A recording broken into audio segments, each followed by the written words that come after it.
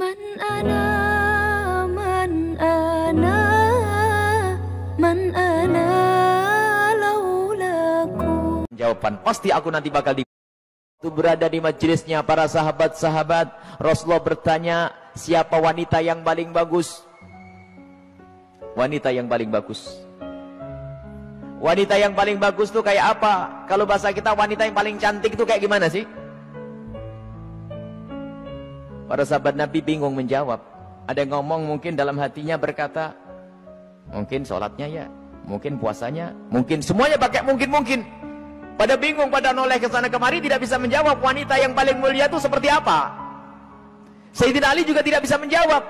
Semuanya pulang ke rumah masing-masing. Sampai di rumah Sayyidat Fatimah Zahra, seperti kebiasaannya wanita solehah, kalau suaminya datang yang ditanya adalah dapat ilmu apa, bukan dapat duit berapa. Sayyidat Fatimah Zahra bertanya, wahai suamiku, apa yang kau dapat dari ayahanda? Apa yang kau dapat hari ini dari Rasulullah? Lah ini kalimat yang harus dibiasakan oleh para istri tuh. Bang, dapat ilmu apa? Kan begitu. Sayyidina Ali menjawab, kami dapat banyak, cuman kami juga dapat pertanyaan yang kami semua tidak bisa menjawab. Pertanyaan apa? Wanita yang paling mulia itu seperti apa? Wanita yang mulia itu seperti apa? Dijawab oleh Siti Fatimah Zahra, aku yang punya jawabannya. Apa? Dibisikkanlah di telinga Sayyidina Ali. Seketika itu wajah Sayyidina Ali berbinar-binar senang, wajahnya berseri-seri, mata berbinar-binar. Aku menemukan jawaban. Pasti aku nanti bakal dibanggakan oleh Rasulullah karena sudah punya jawaban. Di esok harinya ketemu lagi dengan Rasulullah. Siapa yang sudah punya jawaban? Para sahabat Nabi masih bingung. Tiba-tiba Sayyidina Ali berkata, kami punya jawaban ya Rasulullah. Siapa wanita yang paling bagus? Dijawab, wanita paling bagus adalah yang tidak pernah melihat laki-laki dan tidak pernah dilihat laki-laki. Rasulullah paham, siapa yang ngasih tahu? Siapa yang ngasih tahu? Sayyidina Ali malu. Yang ngasih tahu tentu orang yang paling dekat denganmu ya Rasulullah. Sayyidat Fatimah Zahra yang membisikkan bahwasanya wanita mulia adalah yang tidak pernah melihat laki-laki dan yang tidak pernah dilihat laki-laki. Maknanya apa? Bukan tidak melihat seperti ini, maknanya apa? Kalau dilihat laki-laki nggak senang. Dan kalau ada laki-laki tidak penasaran, siapa itu? Oh hidungnya, oh bukan itu rendah. Dan wanita mulia adalah di saat dilihat laki-laki itu merasa tidak nyaman, bukan malah goyang pinggulnya yang dientahkannya. Ini wanita-wanita rendah. Malu kalau dilihat. Kalau merasa ada laki-laki memperhatikan, merasa risih. Itu iman di dalam hatinya. Itu kemuliaan. Itu wanita mulia. Itu maksudnya. Bukan lalu menutup, tak boleh dilihat. Aku harus di kamar saja. Bukan. Keluar. Dengan cara yang wajar. Dengan mahram. Dengan kelombongan wanita. Dan danannya tidak pamer. Yang sederhana. Akan tapi lihat. Di saat diperhatikan laki-laki merasa risih hatinya. Kalau semua yang ada di tempat ini merasa seperti itu, itulah pecinta Sayyidat Fatimah yang sesungguhnya. Sekarang rusak zaman. Wanita keluar semuanya pengen pamer apa yang ia miliki. Sudah begitu ngaku, aku pengikut Rasulullah. Aku sering hadir marhabanan. Maulid Nabi, ribuan manusia. Yang datang, aku insya Allah dapat syafaatnya Rasulullah. Tapi nggak nyambung dengan Sayyidat Fatimah Zahra. Jadi kita harus berusaha untuk menjadikan diri para wanita-wanita ini merasa tidak nyaman, tidak senang kalau tubuhnya diperhatikan oleh kaum pria. Ini iman, itu kemuliaan. Jadi tidak nyaman. Dan itu ada sifat-sifat semacam ini. Ada merasa risih. Ada yang Masya Allah kalau sudah diperhatikan merasa, waduh wajahnya mulai putih, kuning, hijau tuh.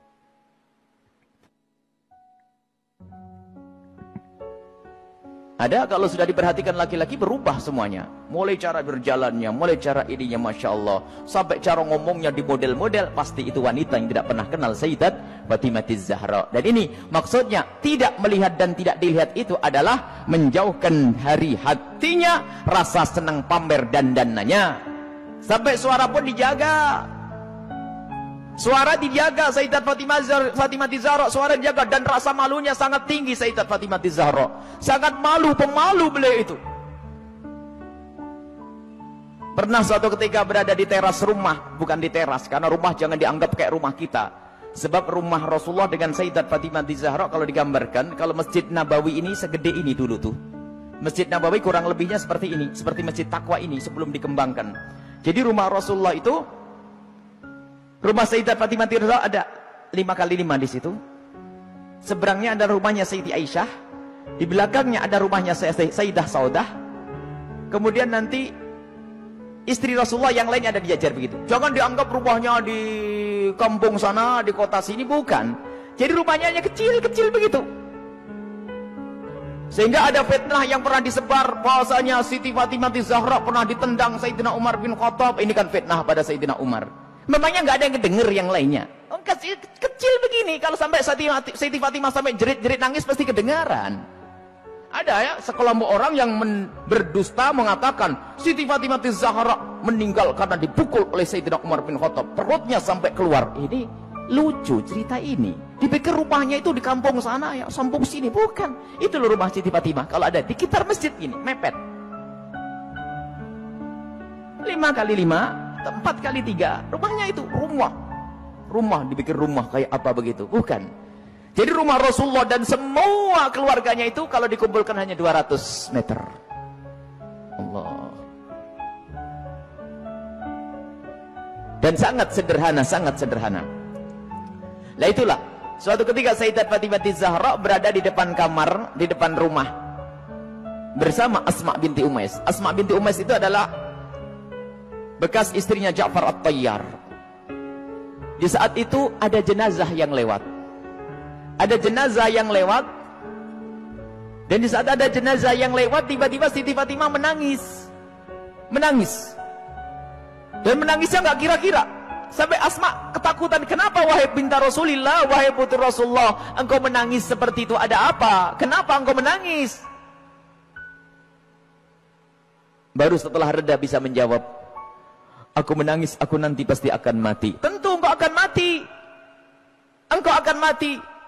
Bukan masalah kematian, tetapi aku tidak ingin nanti seperti itu. Kenapa dia?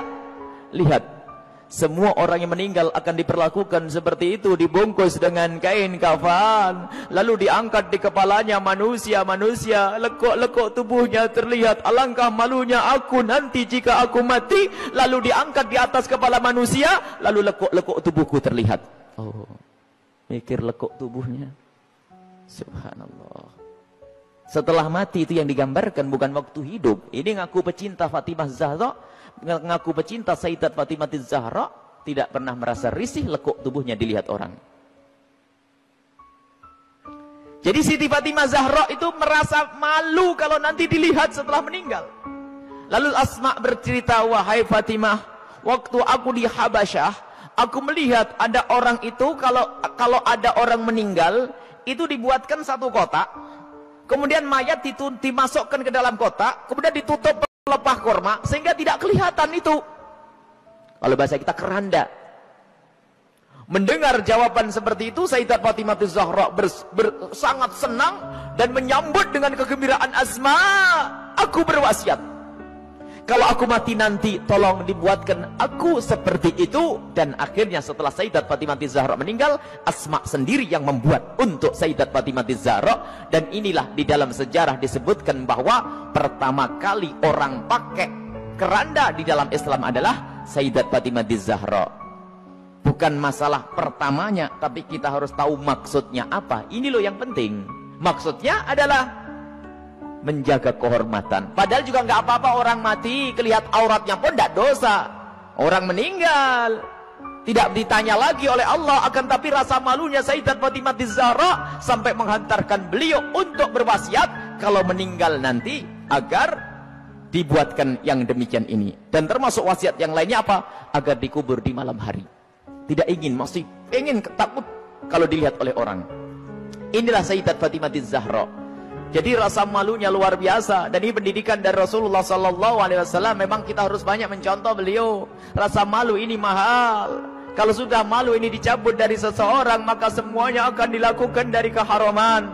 Rasa malu ini kemuliaan, malu yang sesungguhnya. Malu kepada Allah, malu kita melakukan kemaksiatan. Dan malunya seorang wanita itu adalah kemuliaan. Siti Fatimah adalah suri toladannya.